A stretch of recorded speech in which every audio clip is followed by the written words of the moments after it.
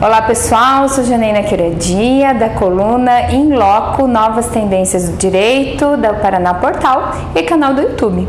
E hoje, dentro da especial Reforma Trabalhista, eu tenho a honra de estar junto a um amigo, Célio Neto, que é doutrinador, advogado, professor e muito dedicado à área do direito no trabalho, não é mesmo, Célio? Doutora Janaína, obrigado, uma alegria te receber aqui no escritório. É uma alegria conversar com você e tentar transmitir um pouquinho do que a gente aprendeu. Aí estamos a cada dia aprendendo mais, né? E o que me chamou a atenção, além do estudo dele, né, dedicação no ramo de direito constitucional trabalhista, em meio a tantas discussões agora com a reforma trabalhista propriamente dita, foi o livro que ele lançou recentemente, o livro chamado Trabalho e Ambiente Virtual, Causas, Efeitos e Conformação. Veja, super relevante esse tema, não é mesmo, Célio? O que te levou a se dedicar a esse estudo? É um tema que me provocava reflexões no dia a dia. Entendo que a reforma foi muito rasa e esse foi o tema que eu escolhi ao longo do meu doutorado na PUC de São Paulo. Ah, que legal. E aí, o curioso é que a reforma trabalhista, eu vim acompanhando a reforma trabalhista, estudando desde o PL 6787, na sua origem. Sim. Antes do substitutivo, a gente vinha discutindo quando ela tinha 3 páginas, tudo aquilo. Então, a reforma trabalhista ela veio depois que o livro estava, que a minha tese estava na fase final. Uhum. E aí eu inseri a reforma para enfrentar os pontos da reforma em que eu já fazia algumas digressões, algumas análises à luz do que existia, etc. e tal. E a reforma é bastante rasa. E aí, por que trabalho em ambiente virtual e não teletrabalho, por exemplo? Porque o teletrabalho é uma grande parte do trabalho em ambiente virtual, mas não o todo. Nós temos aí as redes sociais, as relações do trabalho, cada vez mais uma sociedade funcionando em rede. Uma situação que o empregador pode violar direitos do empregado ou o empregado falar mal de colegas do trabalho ou de fornecedores fora do horário de trabalho. Como regrar isso? Como trabalhar com isso? Complexo, né? Eu apresento um projeto de lei com relação a isso. Que legal. Assim como também enfrentando o direito de desconexão, que somente na França nós já temos uma legislação, ainda que a França, na verdade, regula muita coisa por meio da negociação coletiva. Então, eles deixam aos agentes, ou para que empregado e empregador se ajustem e tal. Mas, então, de uma maneira geral, a nível global, não há regramento a respeito. Uhum. Então, eu proponho ali um mínimo de regramento para que o empregado não seja chamado fora do horário de trabalho. Se for, ele tem o direito de não responder. Uhum. Para que o empregado não provoque o outro empregado durante o horário de trabalho, fora do horário de trabalho. Quer dizer, tentando estabelecer ali um direito de desconexão, inclusive com punição de parte a parte se houver violação a esse direito. E até porque o direito agora também fez lembrar algumas circunstâncias que eu enfrento, né, junto às empresas, quando a gente presta assessoria, porque tem o contrário também verdadeiro. Algumas circunstâncias em que chão de fábrica, por exemplo, um exemplo mais drástico, que eu já acompanhei. Eu tive que falar com ele porque durante as atividades dele, ele colocava o material no lado da máquina e pegava no outro. Ele utilizava o WhatsApp nesse meio tempo. Então, veja, provocava uma insegurança para ele, né? Total. E até perguntei, mas por que você sabe que é um dos regramentos da empresa que não pode utilizar, né, o celular? Aí ele até brincou assim, doutora, mas isso não é de Deus, né? Não, isso é da tua consciência. Então, isso abrange toda essa complexidade, né, Célio, que você, nesse teu estudo. Sem dúvida, é coisa tão complexa que o livro, no primeiro capítulo, eu faço uma abordagem nas transformações das relações de trabalho da primeira para a quarta Revolução Industrial, até um pouquinho antes da primeira, de forma muito sucinta. E aí, como as coisas se transformaram nesse período. Então, nós chegamos a um momento tal de transformações que o trabalhador agora, às portas da quarta Revolução Industrial, ele exerce os seus direitos da personalidade em rede. Ainda pensa como que você vai colocar um trabalhador da geração Z sentado num escritório 8 horas, sem conexão em redes sociais e tudo mais. O Brasil é o país que mais proíbe o uso das redes sociais. E aí eu me pergunto, Janaína, como que a gente trabalha com isso? O empregado ele se desconecta do horário do trabalho, durante o horário do trabalho, para exercer o seu direito ao lazer e descanso. Sim. Muitas vezes se conectando em redes sociais e etc. Mas ele está sendo pago para trabalhar. Aí, daí no passado, quer dizer, não existia assédio moral há 30 anos atrás. Tratava-se o empregado de qualquer maneira e é como se aquilo não se atrelasse à dignidade da pessoa humana. Sim. Em um momento de direito do trabalho constitucionalizado, direito privado constitucionalizado, quer dizer, a gente faz toda uma leitura a partir da dignidade da pessoa humana, que é o princípio maior da nossa Constituição e de todas as constituições contemporâneas democráticas.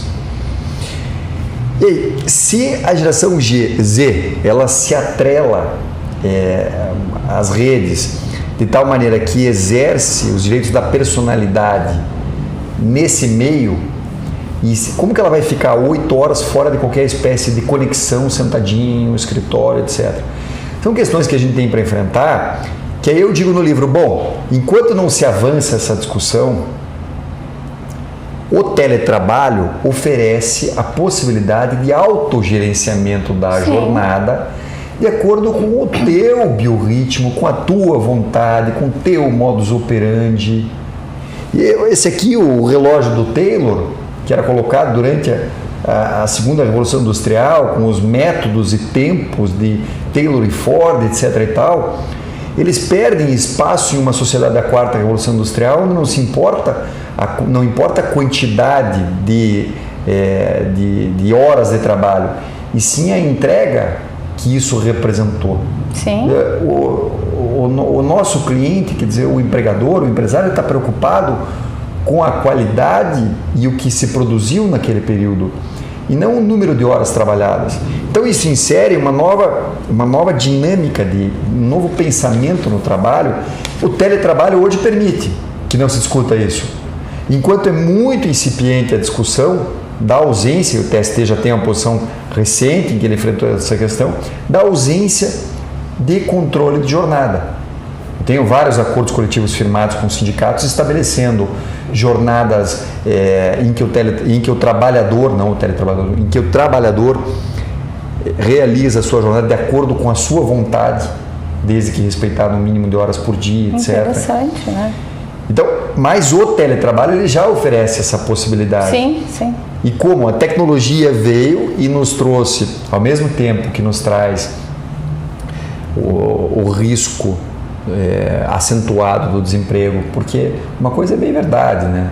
Não há como se gerar o número de empregos que se gerou durante a segunda Revolução Industrial, durante a primeira Revolução Industrial, em um momento em que a produtividade é crescente. Claro. Quer dizer, o desemprego estrutural ele começa a se instaurar a partir do momento em que você tem uma produtividade crescente, por exemplo, com o operador multifuncional da Toyota.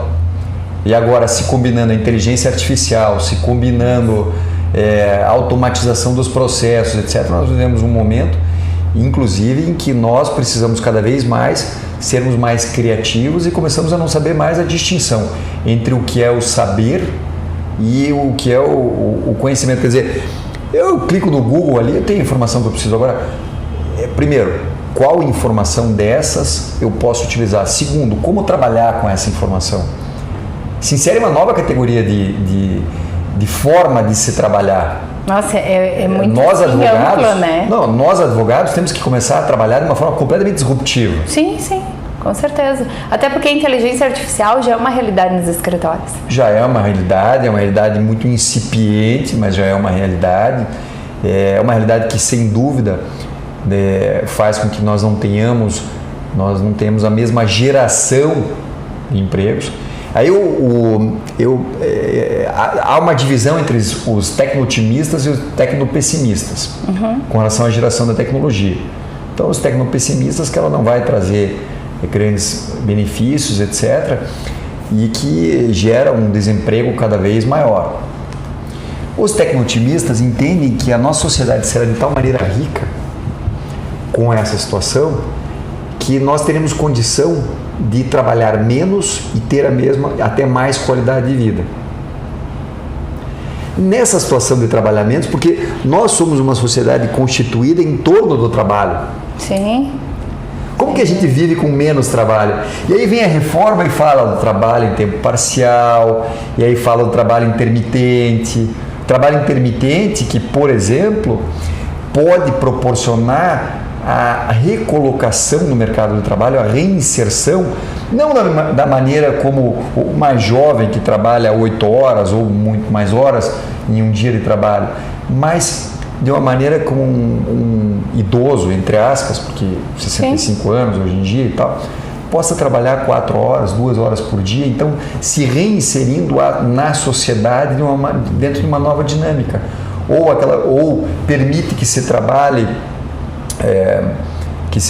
executando uma atividade que gosta e outra atividade que é atividade que dá algum recurso melhor financeiro para cumprir aí seu binômio de necessidades e melhora da qualidade de vida, etc. E até a rotina, né? Porque no intermitente ele não tem uma rotina. E tudo isso cabe também no teletrabalho. Sim. Eu faço abordagem nisso no livro, que nada impede que se trabalhe também desta maneira. É claro que o trabalho em tempo parcial, como ele envolve controle de jornada, aí é um pouco diferente. Mas o teletrabalho, na sua essência, ele é um trabalho em que está ausente o controle de jornada. E por quê? Por exemplo, eu até dei uma palestra no tribunal no ano passado, 2017, eu acho, em que eu falei, gente, não dá para considerar a possibilidade de controle de jornada, tal como no outro dispositivo lá do artigo 62, no inciso 1º, como sendo possível de descaracterizar o regime de teletrabalho. Porque hoje eu entro no carro, o carro fala o seguinte, 15 minutos para chegar em casa, mas quem te falou que eu quero ir para casa? Porque se eu deixar o celular ligado, ele diz o que eu fiz no último ano. Sim. Então, a possibilidade de controle na nossa sociedade ela é ampla. O que tem que existir é o controle efetivo para gerar o direito às horas extras e fazer com que se saia do regime de isenção de controle. Então, o que é o teletrabalho? Quer dizer, nessa conversa dinâmica aqui, que a gente não começou pelo começo. É que assim sempre, quando a conversa é boa, a gente vai deixando acontecer, né? O teletrabalho é trabalho à distância por meio da comunicação e da informática, é a telemática. Ou, vulgarmente falando, o home office, né? Que muitos o home office é uma espécie de teletrabalho. Sim. Por quê? Porque o teletrabalho ele pode ser executado em casa, ele pode ser executado num coworking, ele pode ser executado numa lan house, ele pode se alugar. Vamos imaginar o seguinte, eu moro no Campo Comprido. Aí, ao invés de vir aqui para o escritório, eu pego e alugo uma sala perto da minha casa e eu vou ali, trabalho, entrego o trabalho dali e não venho para o escritório. Sim. Então, sempre que se falar de trabalho à distância entregue por meio da comunicação e da informática, nós estamos em regime de teletrabalho. A reforma até diz que o trabalho externo não é teletrabalho. Sim. Na verdade, ela não é a mais técnica nesse ponto, porque se é entregue um trabalho à distância por meio da comunicação e da informática, é teletrabalho. O que pode é não gerar a caracterização dentro do regime característico, etc. Enfim, não é o mais... porque é uma forma diferente, mas o teletrabalho ele permite, agora pensando, ele permite você trabalhar de pontos diferentes e você escolhe onde vai trabalhar e como vai entregar o trabalho. Até se você estiver viajando, você está viajando, você pode fazer o seu trabalho. Nós temos clientes, nesse ano nós tivemos várias situações de empregados que foram morar fora do Brasil. Então nós temos clientes com empregados morando nós tivemos casos na Inglaterra, na França, na Itália, que ele continua prestando trabalho da mesma forma para os nossos clientes, entretanto ele entrega de outro local. Sim. Então ele foi viver uma outra realidade, em outro país, etc. e tal, e continua empregado. O contrato não sofreu nenhuma alteração, só mudamos o regime de trabalho. Que, aliás, no teletrabalho, nós temos que o empregado ele tem que concordar, com base na reforma trabalhista, com a alteração. E aí eu vou um pouquinho além no livro quando eu falo da política de integração do teletrabalhador. Quer dizer, imagina você contratar alguém, por exemplo, como teletrabalhador, direto como teletrabalhador, como que fica a inserção dele no conjunto da empresa? Sim. Ele sabe qual é o papel dele em todo esse conjunto, ele conhece seus colegas de trabalho, ele precisa ter um sentimento de pertencimento a que Zygmunt Bauman se refere, e não se sentir uma ilha isolada. Então eu preciso ter essa preocupação, principalmente quando eu já contrato como teletrabalhador. Já se alguém sai de dentro da empresa, ele concordou, foi para casa. Não perder, e aí as reuniões na empresa, eventos festivos, eventos em que se debatam temas são importantes, eu também trato disso no livro, para que ele não perca o sentimento de pertencimento daquela empresa. E aí você pega, vamos dizer o seguinte, você vai...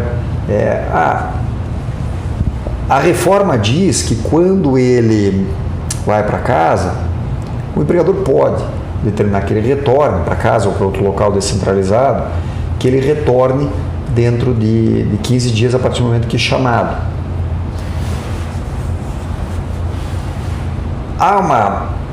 Ele não tem o direito dele dizer, não, eu quero voltar para a empresa. Agora, deve haver uma preocupação do empregador no sentido de ter a adaptação daquele teletrabalhador a essas novas condições. Sim. Tem muita gente que não tem condição de trabalhar, que não consegue se gerenciar nesses aspectos, começa a misturar demais a vida pessoal e familiar, ou trabalha demais ou de menos. Então é importante que haja uma preparação do ambiente, das pessoas. Eu chego ao ponto de falar no livro da preocupação em um programa bem estruturado de teletrabalho, de que se visite a casa do teletrabalhador e se verifique se há condições de trabalho naquele local. Sim. Vamos imaginar que alguém mora numa casa do tamanho da minha sala aqui. E aí, como é que você vai inserir com 3 crianças fazendo lição, vendo televisão, um trabalhador ali no meio? Há uma invasão desmedida da privacidade daquela família. Então, a gente tem que verificar as condições. Isso não é produtivo, isso não é bom para o teletrabalhador. Então, a gente tem que se preocupar lá na frente. E daí tem N discussões que vão a partir daí, desde quem mantém o custo dessa atividade quando ele trabalha à distância. E a reforma diz que eles podem combinar. Isso é algo assim que eu creio que vai ter que obrigatoriamente ir para uma negociação coletiva ou, mais prudente para ambas as partes, tanto para empregador como para empregado, e o sindicato em contrapartida, porque são muitos detalhezinhos diferenciados. Enormes. A empresa tem que ter uma preocupação não só com a integração, como as doenças do trabalho. Nossa, se eles moram no sobrado, tropeçou, caiu na escada, será que ele estava trabalhando? Não estava? A gente já passa por isso. Esse é um tema dificílimo. Mas esse e as doenças decorrentes da LER, DORT, doenças de visão em decorrência da quantidade de horas em frente ao computador. Eu sempre falo a respeito disso, por quê? Porque quando eu estou em casa, eu sei por mim. Eu não sinto como eu estou no escritório, bonitinha ali e tal, tranquilinha. Não, daí você tá cuidando de uma criança, de outra, ou mesmo quando estiver sozinha. Na tua casa você fica mais à vontade e às vezes você não toma as posturas adequadas. Na hora o que você percebe, você já se direciona, porque você sabe que vai causar isso para você no futuro, uma lesão, que muitas vezes pode não ter mais a cura plausível como você gostaria. Mas e o empregado? Será que, mesmo ele recebendo a instrução, como diz a reforma, que deve instruir e tudo mais, na prática, na vida como ela é? Na prática é muito complicado. Agora, o que a empresa pode fazer para mitigar esse risco são tratar dentro dessa política de teletrabalho da educação desse teletrabalhador com relação ao cumprimento das normas da NR17, estabelecer o mobiliário, estabelecer o mobiliário que ele vai trabalhar em casa. Nossa, mas há uma invasão desmedida, a empresa que vai dizer o que vai ter dentro da minha casa. Veja, aí é uma questão de adesão. Você quer trabalhar em casa para que não haja lesão ao trabalhador, que ele fique doente, porque aí nós temos, inclusive, um conflito de direitos do próprio trabalhador. Há uma colisão de direitos fundamentais do trabalhador. De um lado, o direito à privacidade e intimidade no seu lar. De outro, o direito à saúde e segurança no trabalho. Sim. Diante de uma colisão de direitos fundamentais, nós temos que sopesar esses direitos à luz do princípio da proporcionalidade, e aí nós fazemos com que o direito, um dos direitos, ceda em detrimento, em favor do outro, até o ponto que seja razoável, em que ele a sua essência não seja prejudicada. Então, por exemplo, aí tem uma proposição no livro do meu projeto de lei em que eu digo em que eu proponho que haja fiscalização no local, na casa do teletrabalhador ou onde for, em que a empresa avise com antecedência que estará indo lá, estará fazendo a fiscalização. Eu trabalho em parte, quer dizer, faço uma leitura à luz de uma recomendação da OIT que trata do trabalho em domicílio, para trabalhar de forma analógica com o teletrabalho. Propete, um programa da Argentina que tem uma disposição nesse sentido, e diversas outras legislações estrangeiras que a gente vem trazendo aí. E até quando eu falei em trabalho em domicílio agora, e foi interessante quando você falou do home office, então eu vou voltar aqui um pouquinho, que é interessante dizer o seguinte: trabalho em domicílio. Qual a diferença entre trabalho em domicílio e home office?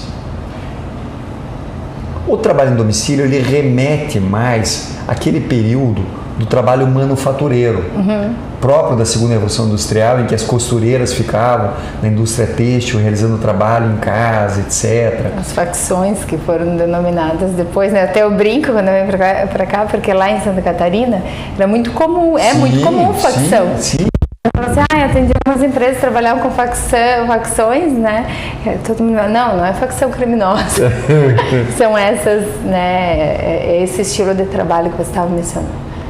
Então era mais chamado esse é mais, não que não seja trabalho em domicílio ou teletrabalho, mas para ser teletrabalho, trabalhar em casa não é teletrabalho, só se for por meio da comunicação e da informática.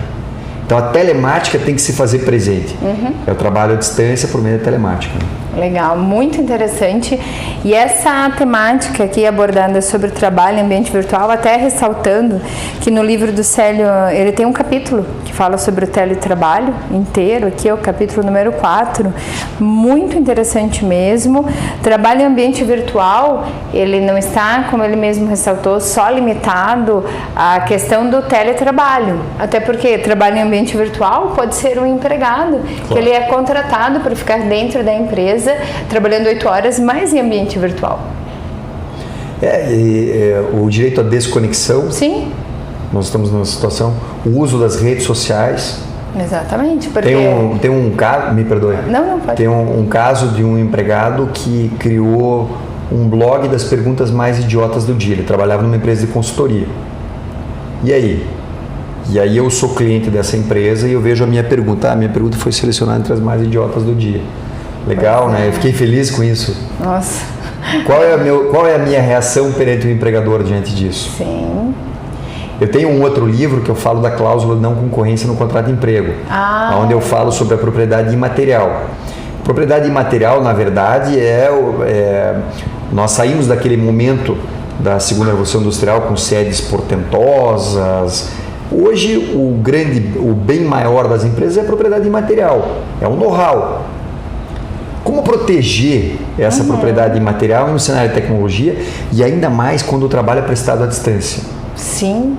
Então, quer dizer, além das redes sociais, o trânsito dessas informações por meio em rede. Nós temos um caso que eu menciono no livro de um executivo americano que ganhava lá 5x, aí ele passou a pagar 1x desses 5 para um trabalhador chinês, acho que, se não me engano, chinês, que realizava todo o trabalho dele e ele passava o dia jogando paciência e navegando na internet, não sei o quê. Como que eles descobriram, Janaína? Eles descobriram porque vazou um segredo da empresa e tiveram que rastrear como que esse segredo foi parar na China. E aí descobriram de qual máquina saiu. Olha, e aí se insere outra disposição que eu trato, da política de proteção de dados. Sim. Inclusive, eu já trago várias disposições da Lei Geral de Proteção de Dados. Não existia Lei Geral de Proteção de Dados quando eu terminei o livro, mas eu já trago disposições da legislação francesa, disposições europeias, que já inserem essa temática e que tem que ser combinada nesse cenário, né? Essas preocupações do estudo do Célio são muito salutares, muito prudentes, porque nós estamos numa situação que não tem mais como dizer não vou me adaptar, né? Não podemos mais lutar contra essa tecnologia, nós temos que estar, na realidade, ao contrário, aliados a essa. Lembrando que ele partiu do artigo 5º na fala dele, né, da Constituição Federal, mas eu me recordo muito, sempre a temática de estudo é o artigo 170, né, quando a gente fala da ordem econômica, que envolve empregado, empregador e toda a sociedade nisso, agora a tecnologia, então todas essas ponderações são muito, muito importantes. E Célia, assim, eu quero que, porque a gente podia passar hoje a tarde inteira aqui discutindo que nós não iríamos findar, eu quero que você fique bem à vontade no canal do YouTube, na coluna do Paraná Portal. Sempre quando você tiver assim, um tema diferenciado dentro dessas temáticas aqui de estudo, olha, um estudo agora, um caso diferenciado, sempre preservando, claro, né, os sigilos de informações, mas nos chame que nós com certeza, né, iremos divulgar aí os seus estudos que tanto interessa para a sociedade, e parabéns pelo trabalho que você vem apresentando.